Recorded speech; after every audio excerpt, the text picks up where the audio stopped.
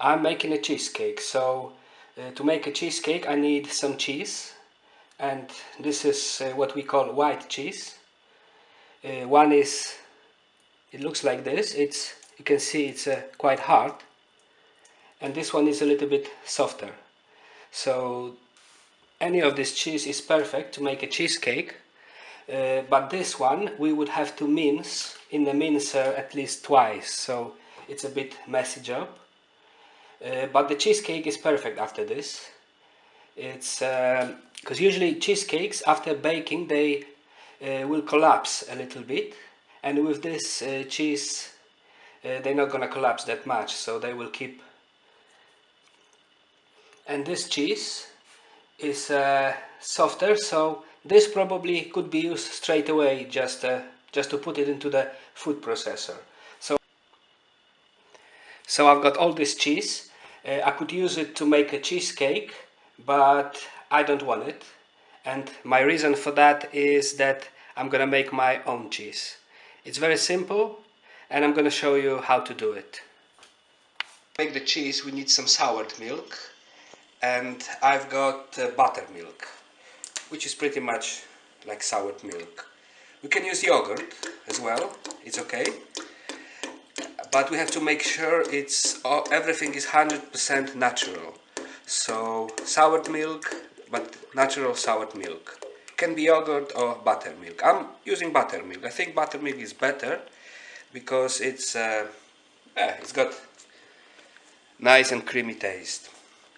So we have about 3 liters of buttermilk here, and I'm gonna add some soured cream to enrich it. Well, it doesn't have to be sour cream. Natural Greek yogurt is pretty much the same. So I'm adding about 150 mils of soured cream or natural Greek yogurt. Okay. And I need a whisk. Not to whisk it, just to stir it gently so it mixes with the buttermilk. Okay, so let's start the cooking.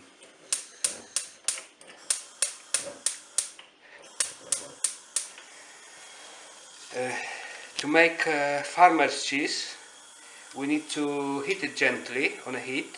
We can start from a medium heat, but later we need to change it for the low heat.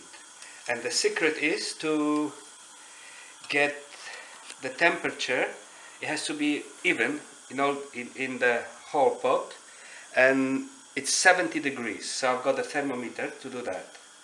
So now it will take about 10-15 minutes to heat the buttermilk. It's been cooking for about 5 minutes, and it's already, and you can see the cheese separates from the water, from the liquid already. So yeah, I'm gonna just now I'm gonna stir it to keep the temperature the same everywhere.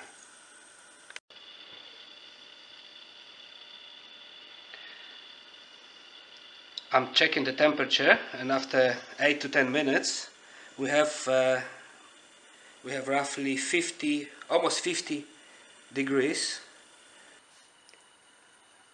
After about 20 minutes of heating this up, it's almost ready. So the temperature more or less is about 70 degrees everywhere.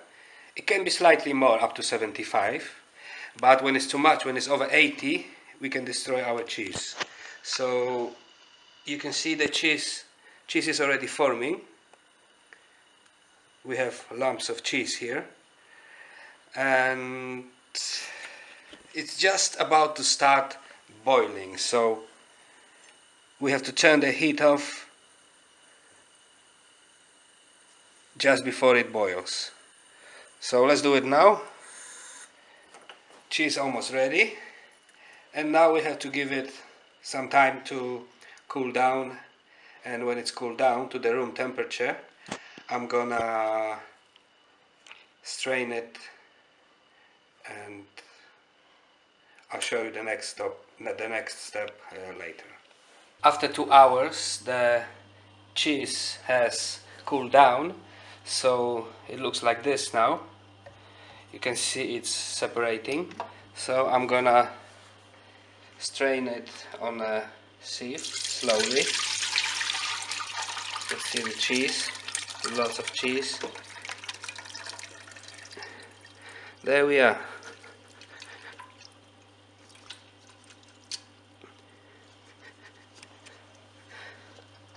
Okay, now we've got the cheese, but it has to strain on a sieve for a few hours. So I'm gonna leave it here for a few hours, maybe 2 hours, and later I will put it to the fridge. And it's best to keep it in the fridge overnight, and it should be ready tomorrow morning to make a cheesecake. And this we've got left after the cheese, this liquid, and this is whey, and it's milk serum, so this is actually good for drinking. The cheese has been sleeping in the fridge for overnight, so now I'm gonna weight it to see how much there is.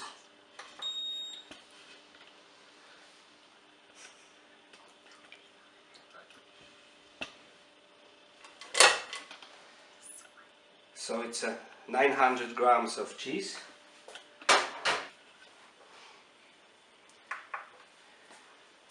Some sugar, so it's gonna be 250 grams of sugar.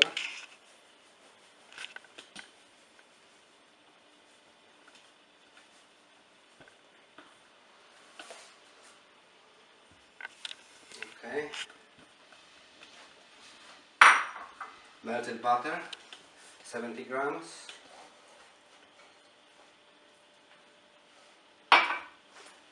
Egg yolks, 5 of them.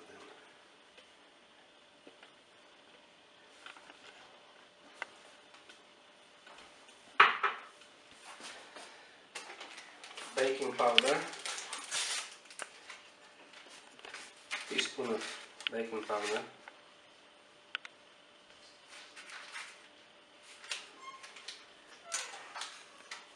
And this one is a special ingredient, which is potato flour.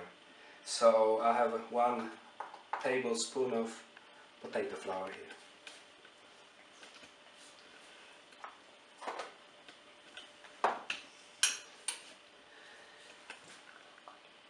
And at the end, for flavor, I've got vanilla. 1 stick of vanilla is enough. Can be some vanilla sugar instead, but vanilla is better.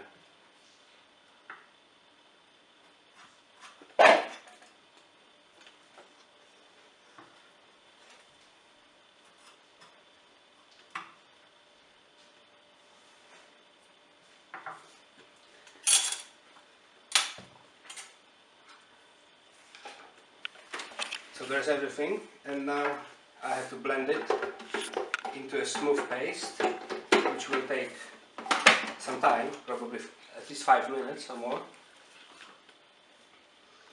And let's blend it.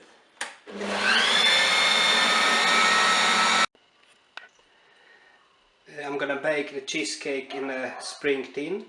This one is 25 centimeters in diameter. And I've got some baking paper to put on the bottom of the tin, and I'm gonna grease the tin with some oil.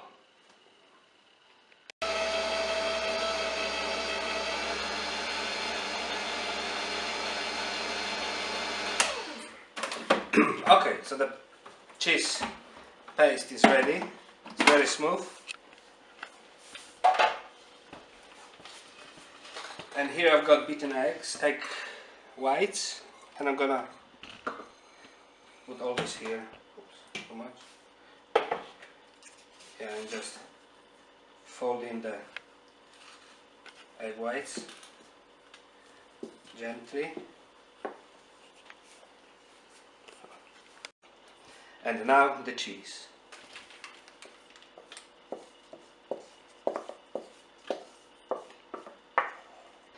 Now I will bake cheesecake in the oven, 180 degrees centigrade, and after half an hour of baking I will cover the cheesecake with this kitchen film to avoid getting it too brown on the top.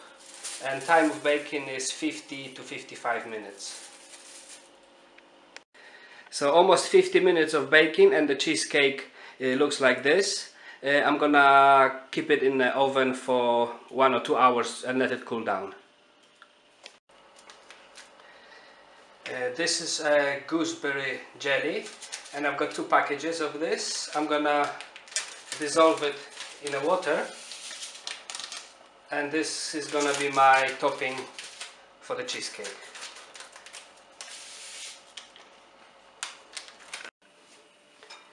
The cheesecake is now at the room temperature, as well as the gelatin jelly.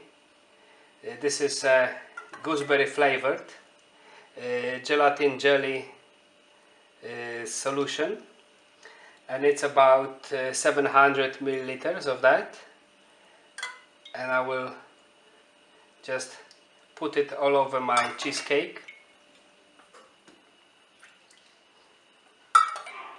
Well, I don't know how much of this I will need, but probably all of it, just to sink the cheesecake inside the jelly. Cheesecake set, so I'm gonna cut the slice.